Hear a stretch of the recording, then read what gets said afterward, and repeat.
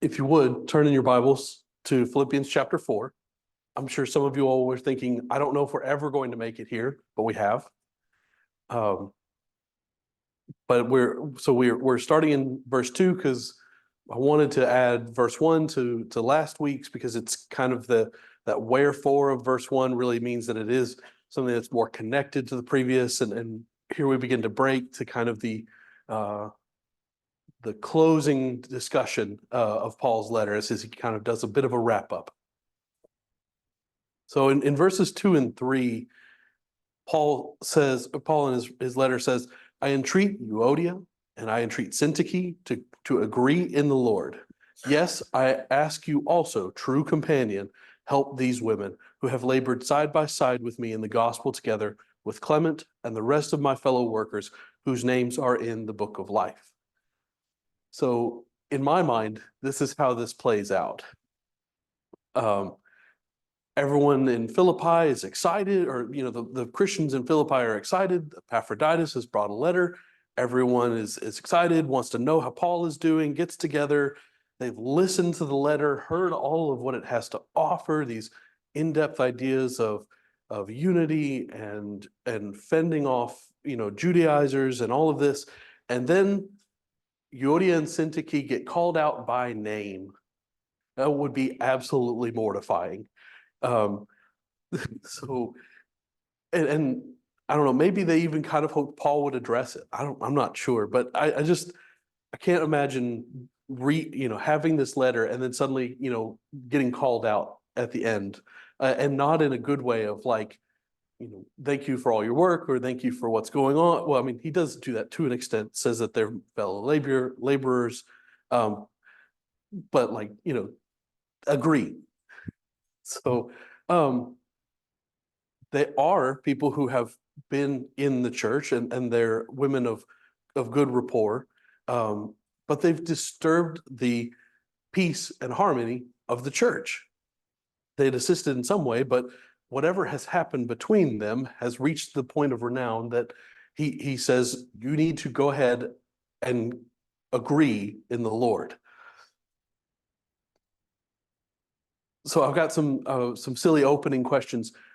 Does an argument in the church need to travel 1,300 miles before someone finally says something about it? It shouldn't. Yes, completely agree.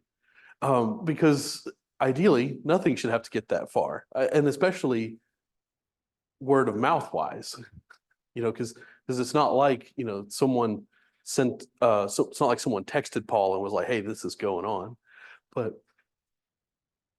So then, less serious question, what does it mean to agree in the Lord?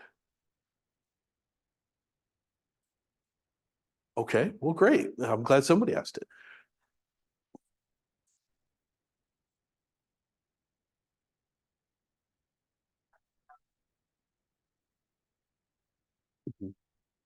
I don't know if we can tell from this text really what the argument is about.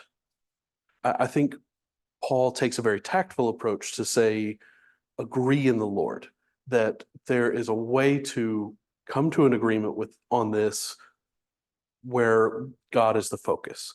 Like they have lost their focus on God. And so he's saying, turn your attentions to what is good. So one of the things that I was going to bring to the class is simply that agreeing in the Lord is treating division seriously. It's not something that we should allow to fester, that we should, it's something that if we can head off as early as possible, we should. Also, that Christ is our focus, not issues, so as much as we can keep Christ the focus of our work, of our attentions, the less likely we are to pick arguments or to pick fights. Yes.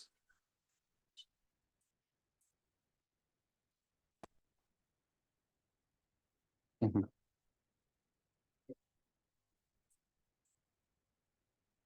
It is heartbreaking. Yeah, completely agree. Do those answers help? Good. And the third item with agreeing in the Lord is get help. If you're struggling with something, reach out to those who can help you. If it's something that you two or three or however many, get help. there's the eldership there for a reason. There's the deacons for a reason. And so how do we agree in the Lord? I'd like to say that verse 4 gives us a clue. To rejoice in the Lord always. Again, I will say rejoice. So it's very hard to continue to be upset when you've changed what you're focusing on to something about rejoicing in God. It's hard to be happy and angry at the same time. And let's see. If you will, turn a couple of chapters back to chapter 1 and verse 27. Can I have someone read 27 through 30?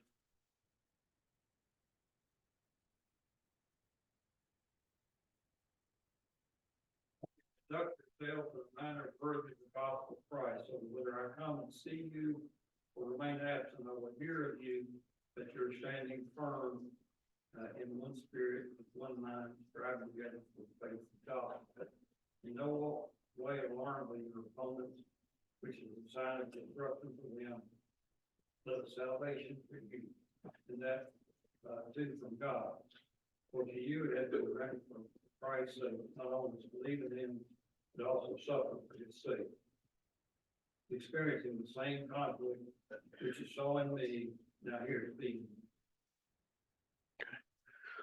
So, Dan, why do I bring us back here? Any thoughts on on how this can help us think about agreement in the Lord?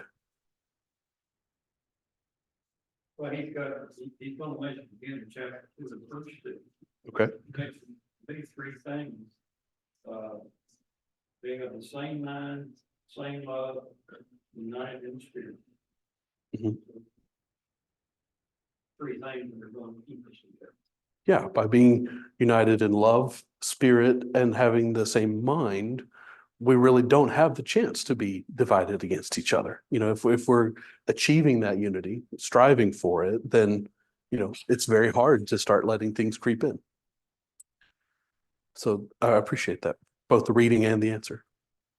Thought us a hand.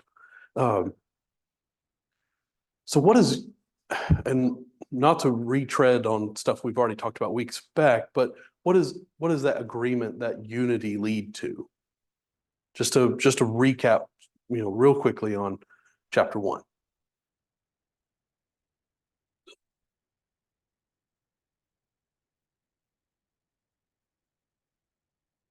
Selflessness, regard for God, a willingness to suffer rather than defile the temple of God. So do Euodias and Syntyche need to publicly announce that they've stopped arguing? What are your all's thoughts on that? Like, say they do agree. Is simply agreeing enough? It'll be seen in their actions. Yes, very true. So what kind of actions would we stop seeing with whatever's going on here? It does whatever was contentious. Yes, sir. What might we see out of them that kind of shows that they've patched the rough spot? Working together. It's not just enough that they stop fighting about it, because you can brood in silence, but there needs to be some form of effort that says we are now cohesive, we're coherent in our working together. Yes.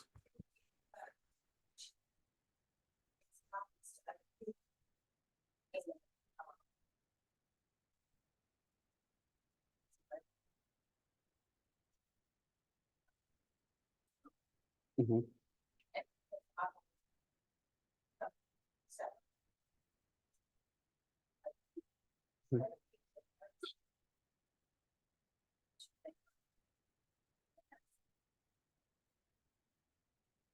Mhm. My understanding has always been that if you do have something where it's a sin of a very public nature, that it's a good thing to come up, because it airs that issue and kind of allows the whole church to see it. I don't know of verse off the top of my head that really states that overtly, or a situation that's kind of like, here's where we see that happening. But like, for instance, we had a man who in the church in Berea who had gotten arrested for drunk driving, and he'd had problems. He'd kind of told the congregation he'd quit, and then that happened. And so that was an instance, but I don't really know of anything publicly. I think that I'm not sure. I'm not sure on that. I was kind of wanting to see what the congregation thought as well, because I know what I've seen and what I think could be useful, but I don't know what the congregation as a group thinks. Does anyone have something they'd like to? Oh, Mary was asking, should Euodias and Syntyche need to go in front of the congregation to say that they have buried the hatchet and gone forward and are trying to, get better?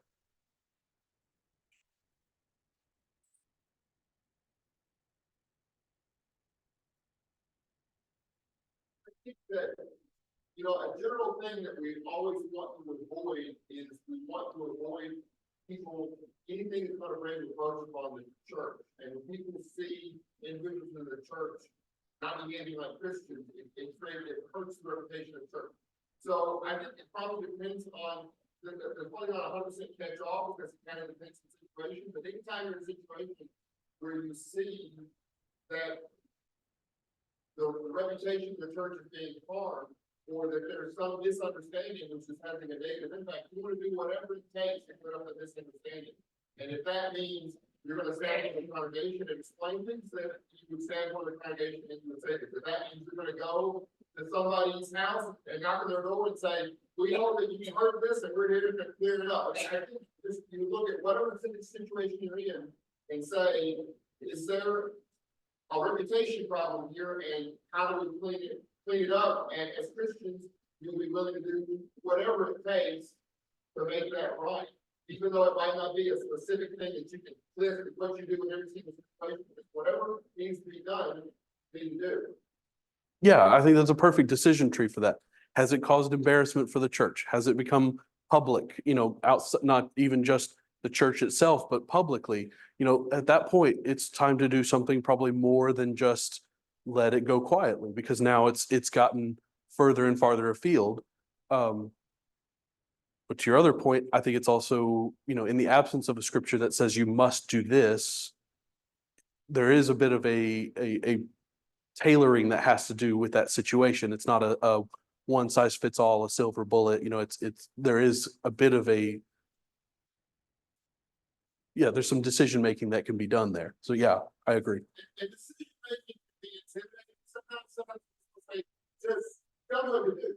And that's one of the reasons I think that you have elders. Members don't always have to make these decisions. They're the most educated, they're the most in tune with the word and with the will of God, and they're the ones who can say, oh yeah, if you're not sure, we can give you guidance in how to deal with it. So I think a lot of it is just members learning to rely upon their leadership for how to handle this. Yeah, having that leadership there to move past it, to have that oversight, to have that kind of knowledge of how the whole congregation functions, and say this is what's going to be best for the whole flock. I completely agree.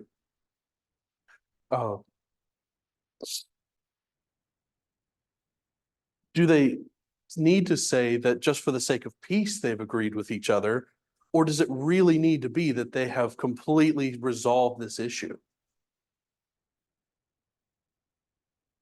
It depends on what the issue is. Okay. I've always read this passage and I've been curious about Paul's modifying it. He doesn't just tell them to agree, he tells them to agree in the Lord. Mm-hmm. And so what does that mean? Is the disagreement something about doctrinal or something, or is this a personal disagreement? Mm-hmm. We don't know. Yeah. But the fact is that either way, Paul tells them, agree in the Lord. Mm-hmm. The only disagreements that we should ever have as brethren are issues where the truth is being compromised overstepped, you know, whatever, where truth is at stake. When it comes to personal matters, our relationship in the Lord and our common faith should help us to overcome. And if we're missing that fact, Mhm. then we need to take a step back. Agreed. Yeah, if it starts to really cause a wedge, then there's a need to escalate. So I'm curious, the way I read this passage with agree in the Lord, that those four words, agree in the Lord, to me, it says whatever this is can be resolved in just four words. Like he does not feel the need to spell it out. He doesn't need to give them a doctrinal, historical type thing to say, here's why we're going to do it this way. He just says agree. So in my mind, whatever this is small enough, it can be given a one sentence statement and then left to them to fix. Is that fair? Do you read that differently? What are your thoughts? I just kind of want to check somebody's thoughts versus my own. The fact that they need assistance with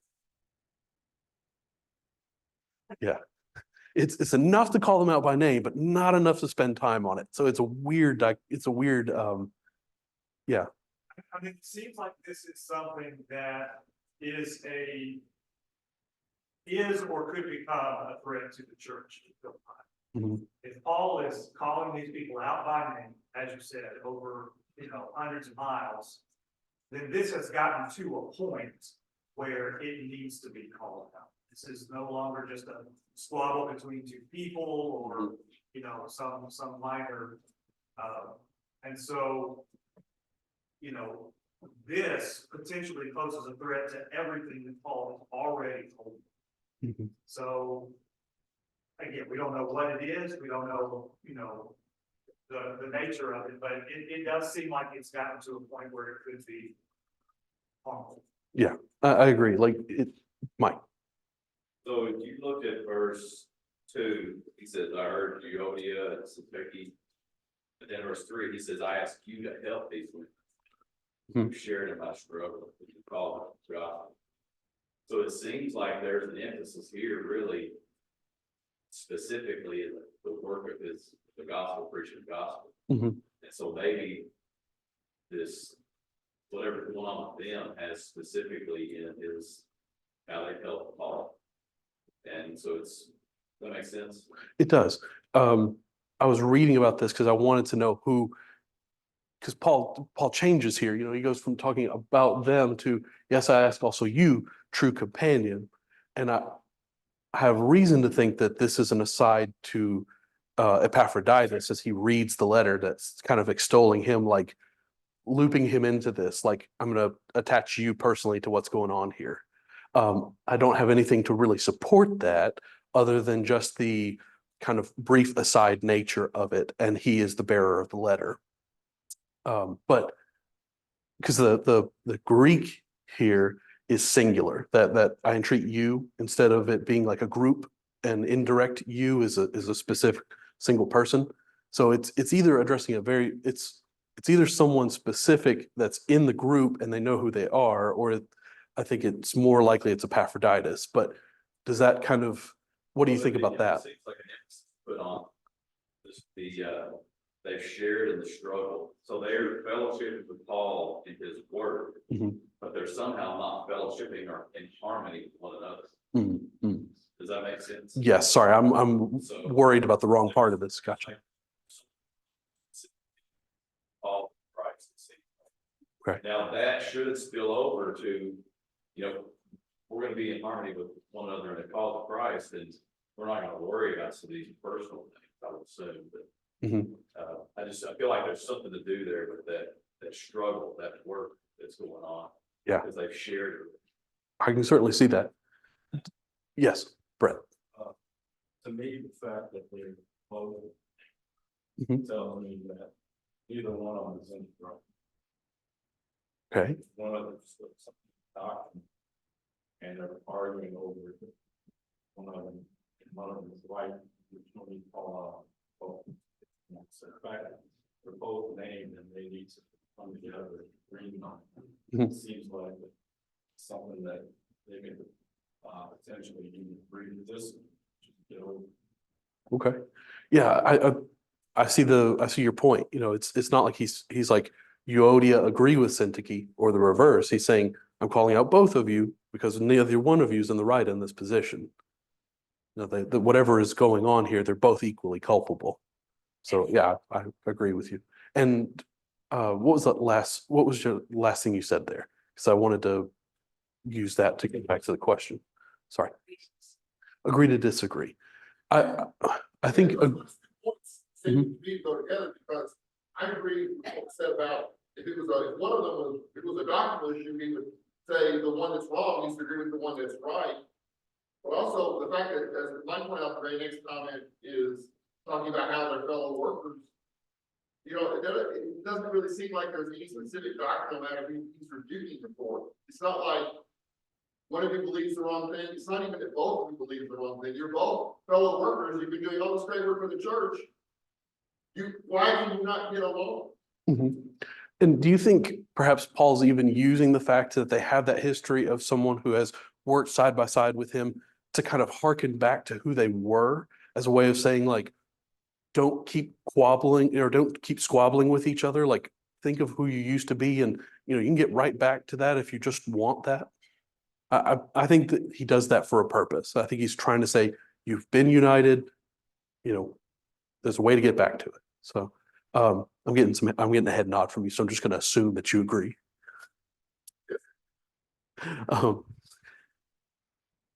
let's see. Okay. Mhm.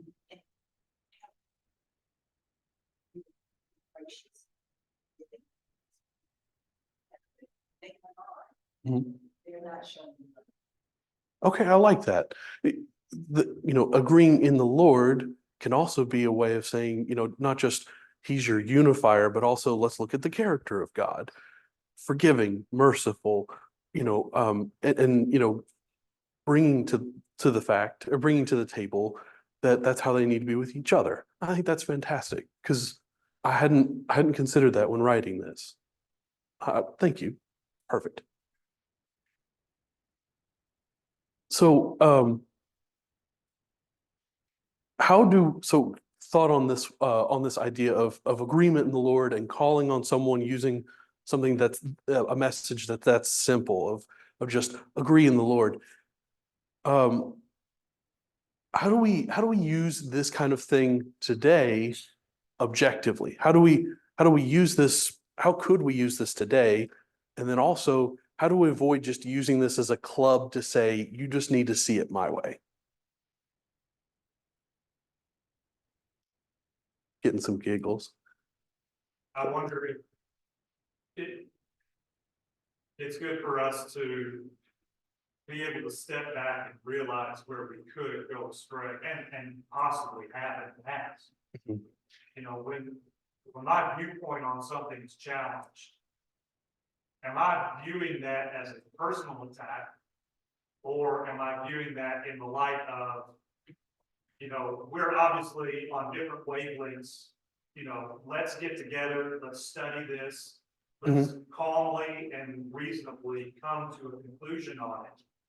As opposed to, well, I can't believe they don't see that my way. Mhm. They have something against me for holding that view.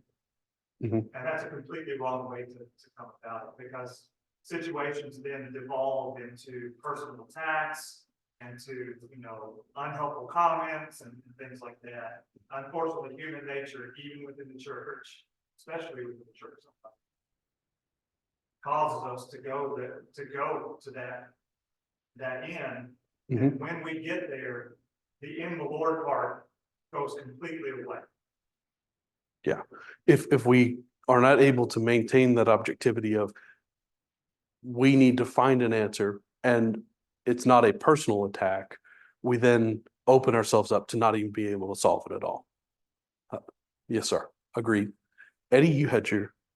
Yeah, there's a book written many years ago called Don't Sweat the Petty Things. Mhm. And then the subtitle is everything or almost everything is there. When you look at the prepositions that are in these four verses, particularly the preposition in, you've got in the Lord, in the Lord, in the cause of the gospel, in the book of life. The point that I think Paul is trying to emphasize is that the things that cause us to have squabbles with one another are things that are not in the Lord. And so if we're having those squabbles, that means we're not thinking, we're not in the Lord. And so he's bringing us back to, as long as we are in the Lord, those things don't matter. They're petty things. And so I think you mentioned, how do we keep somebody from using the club? You got to see it my way. You're not in the Lord when you're talking my way. But if you are thinking, what's the Lord's way, then we're not going to have those squabbles. And that's why I agree with the point of the debate. It's not saying you need to see it this person's way or you need to see it that person's way. He's saying work together in the Lord like you have been doing in the past and encourage these women to continue to keep doing this in the Lord. Yeah, I agree with everything. I have a question to follow up with that. The point of in the Lord, in the Lord, in the Lamb's Book of Life. Is it fair to tack on, maintain objectivity, remove self out of this, but also to say, take a longer term view, like not just look at the here and now and the specifics of who said what and when, but to then say, does this matter 5 months from now? Like to take Maybe not longer term, but more bigger picture.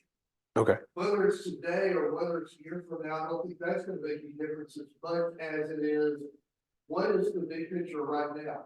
Is this a part of the Lord's work? If it's not a part of the Lord's work, it doesn't matter. And I think that's the message that Paul is trying to get these women to understand and tell them this true companion. Help them to remember that. We don't need that touchstone.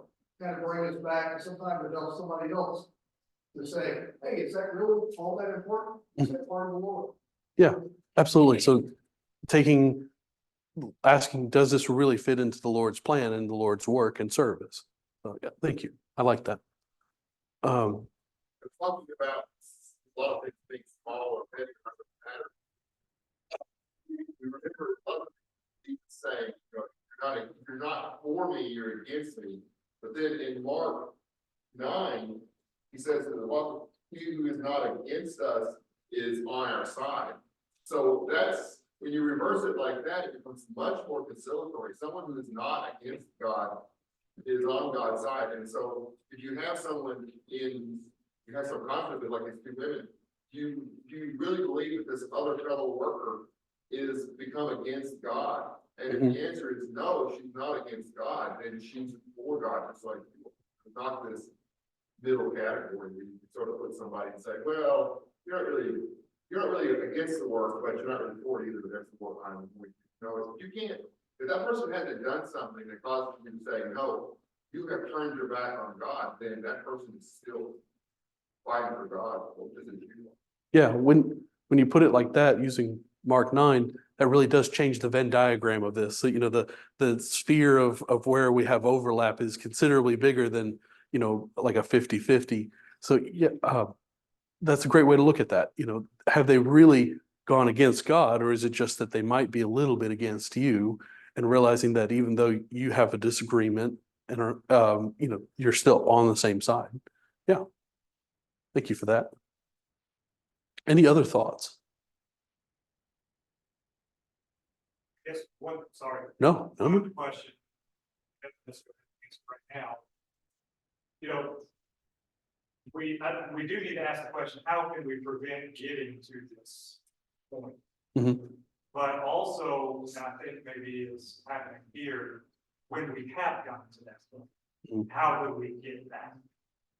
And I think that's probably something for all of us to consider. When our feelings have been hurt, when our emotions are high, when we've met, when we've had discussions, arguments, whatever you want to call it, and we're still, things have just evolved. How do we get back? Yeah, that's the $1 million question. And anyone feel free to interject on this. I think if we want to get to that point at a time of peace, we need to say, what do we do should this ever come up or when this comes up? Not take the stance of this may never come up again, but let's establish a rapport with each other so that we can then follow these steps. Because I think as a congregation, if we say, this is how we would like to do this, and here's within the bounds of scripture, then we have a better chance to prevent them than if we find ourselves in it and are like, okay, well, suddenly we need to have the clarity of mind to say, it's time to walk back on this. So I that's kind of the stance, or that's the kind of what I would propose. But do you have thoughts on that? Or does anyone else have thoughts on what on that statement?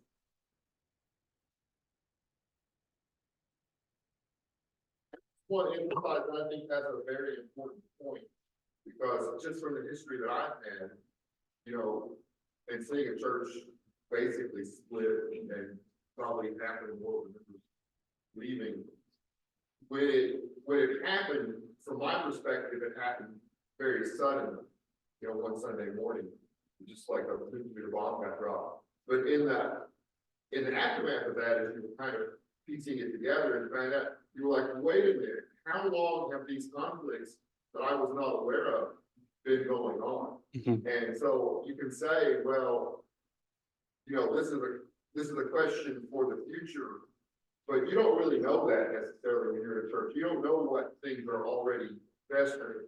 So if someone's in that situation where they do have a conflict, now is the time to figure out how to resolve it rather than waiting until it grows and becomes this clique versus that clique, and then just blows up and destroys everything. And I guess all I really want to say is, you know, don't just kind of rest on your laurels and assume because you're not seeing problems that there aren't problems. I don't want to be, you know, negative and say there's always problems. I don't believe that. As far as I can tell, everything here is just going really, really well, and I think this is good work. But I've seen it before, and I know that you don't always see what problems exist. And only the people who are in those problems know for sure. And I think this is the time for them to think about that and say, okay, maybe I need to fix this now. Mhm. I agree, because just because you can't see the fissures doesn't mean that they aren't there. Just because they haven't erupted yet doesn't mean that it's not poised to do so. So finding the right time as a congregation, and that's harder because one, it takes either initiation by the eldership or it takes initiation by the people, you know, going to the eldership to say, we want to undergo this. And that's an undertaking for anybody, no matter what. So I think that's something we could talk about, you know, and probably should. I think everyone has alluded to already, you know, we've had some issues. So I think if we could take that time, I think it would be time well spent because we could be better prepared. And we have had those issues to know how it has gone for us to say, well, this is what we could likely anticipate, and then here's how we would solve it, or here's what we could do to prevent it. But yes, Brian.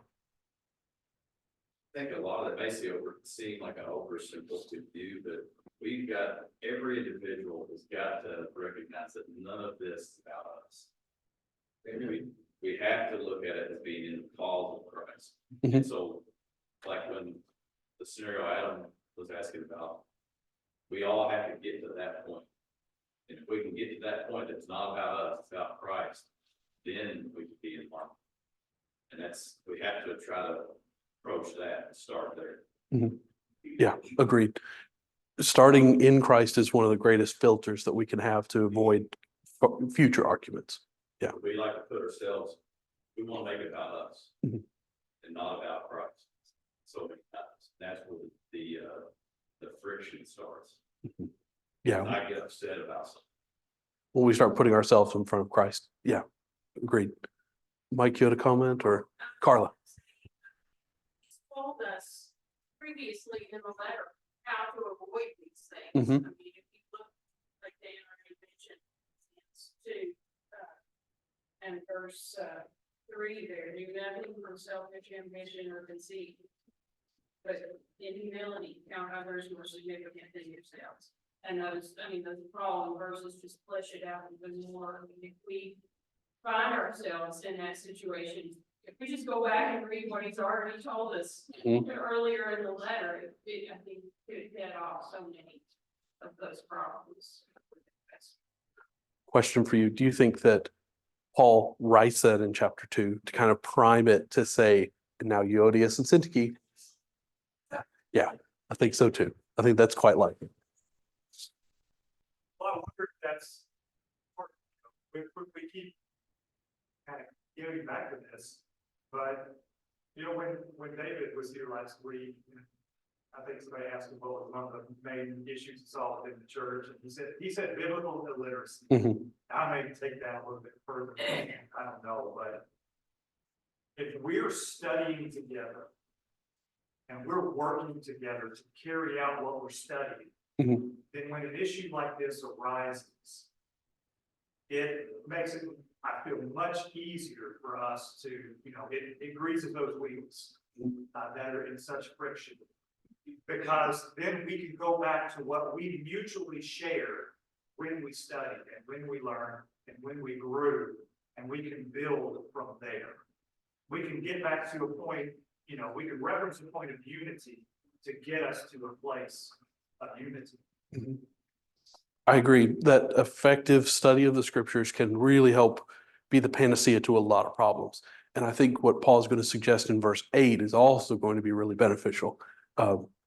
But yes, completely agree with you there, Adam. Let's see. So already said that about Epaphroditus.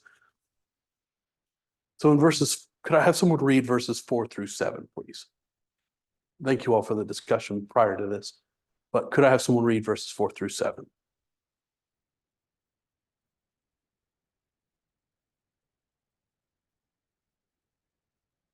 Rejoice in the Lord always. Again, I will say rejoice. Let your reasonableness be known to everyone. The Lord is at hand.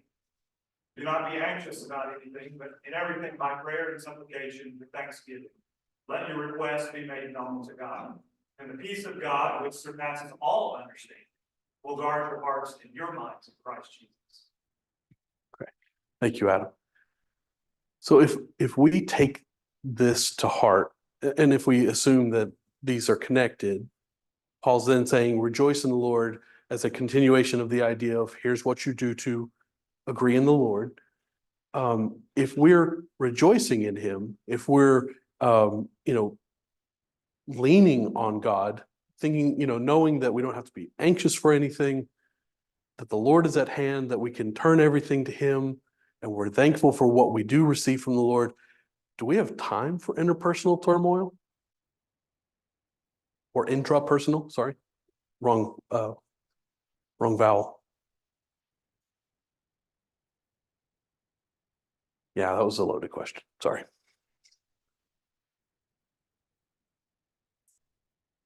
Okay, care to tell me a bit more? Okay, yeah, we're all fallible, I agree. So is the answer to then double down on that rejoicing? Like, do we just rejoice harder until the voices stop? Not yet.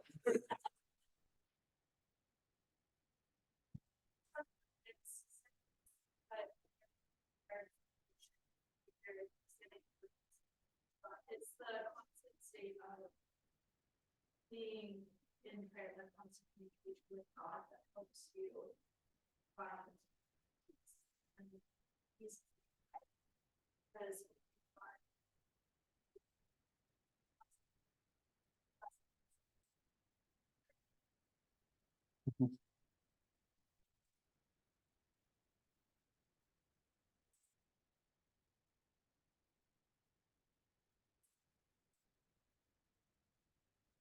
Yeah, I totally agree. And the high school students who are in here right now, we talked on this very thing Wednesday. We were talking about the parable of the woman who pesters the judge. And we were talking about the importance of very specific prayer, because she keeps petitioning the judge, grant me protection from my opponent. And it's not just save me or help me or anything that's general. It's grant me protection from my opponent. It's the verb, it's the subject, is a lot more. And that very specific prayer is what ultimately the judge is like, fine, I'll do it. And when we're going to God in prayer and supplication, being specific about our anxieties and everything, like you said, we have that moment where we have identified the problem, the anxiety, whatever it may be, and then we have relinquished it to God to say, I can't handle this, or I need your help to handle this. Is that an accurate? Okay. So there's a lot of things in this little section, rejoice, pray, be thankful. And all of these things kind of create this more holistic solution to these kinds of issues as they pop up. Any thoughts on this section? Yes, go ahead.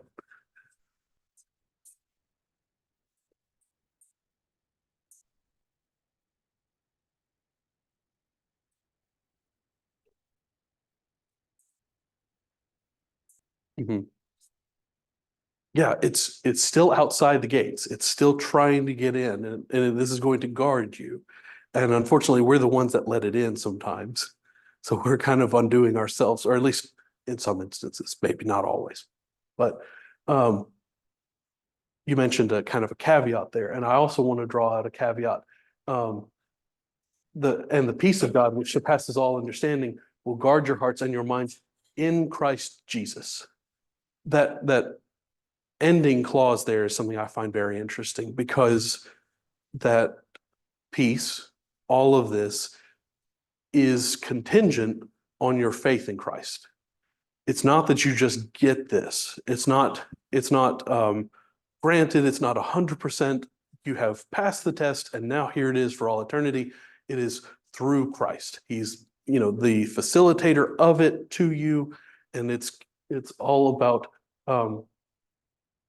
your heart. So it all comes thanks to Christ, which I think is interesting.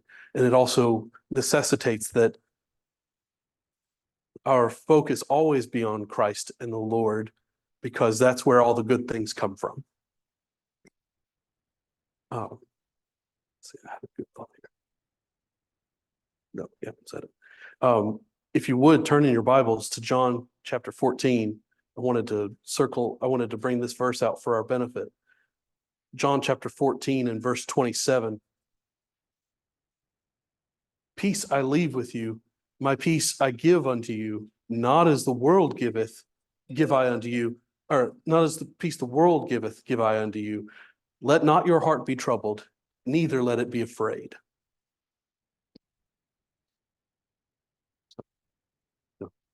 That's Christ's words himself, saying, this is the peace I bring to you, not one that's like what you've had on earth, but one that surpasses all understanding.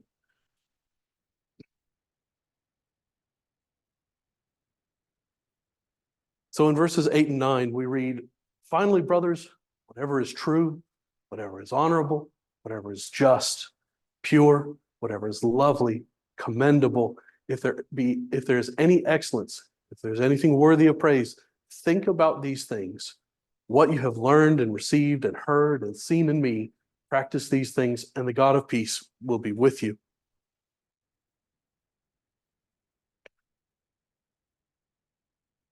So these 8 things here are kind of a call to Christian progress. 6 motives of things that we can think on that help keep us appreciative of God and keep us in the right mindset to avoid pitfalls like we've talked about with Yodius and Syntyche. For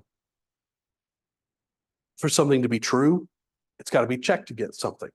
And what do we have that's verifiable? That's a good code of conduct.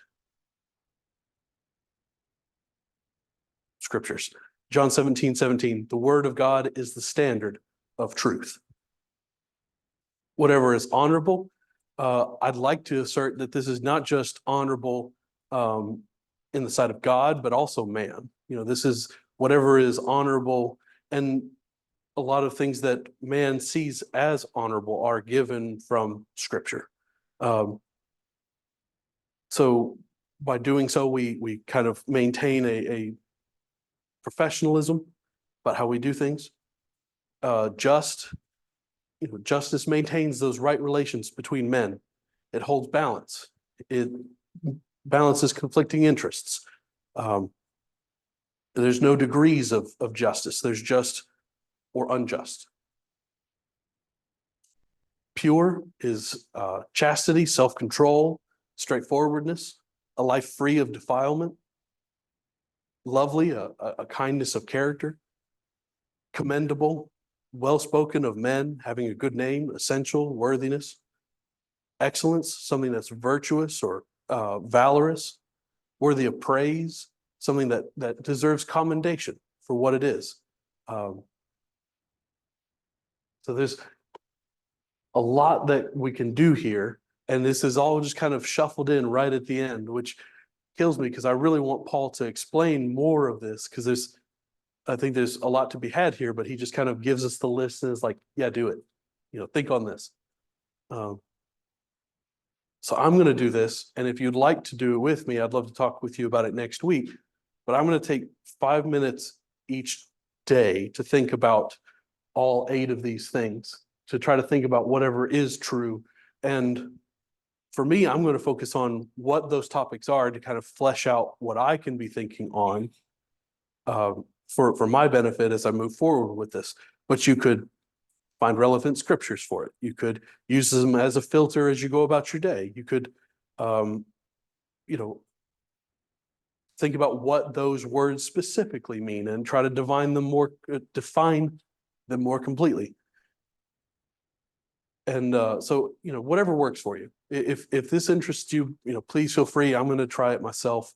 But if you notice, there are 8, so maybe do one after church today, and then you'll finish your last one on Sunday. I'd love to talk with you if you do decide to pick it up, but just a thoughtful exercise. Yeah. And this echoes chapter 3, where Paul tells them to take his own life as an example. Let's see.